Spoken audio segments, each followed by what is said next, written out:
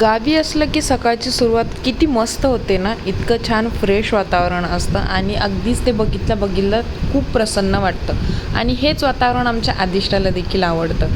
त्यामुळे ती इतकी मस्तपैकी इथे विरळत असते, अशी खूप छान ह्या वातावरणाचा आनंद घेत असते. घरी यायलाच ती मागत नाही.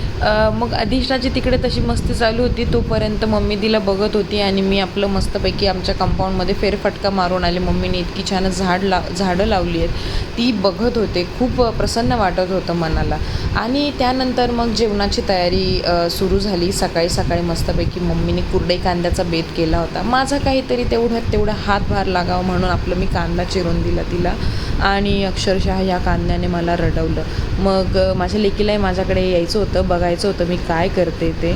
अशा प्रकारे मम्मीने मस्तपैकी हा कुरडई कांदा बनवून घेतलेला. दिवसभर काम झालं.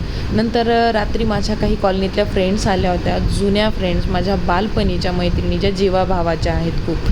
मग आम्ही छानपैकी एकत्रित फोटो काढले, गप्पा मारल्या, आपापल्या लेकरांना सांभाळत पोज देण्याचा प्रयत्न केला आणि असा संपवला मी माझा आजचा दिवस. थँक्स.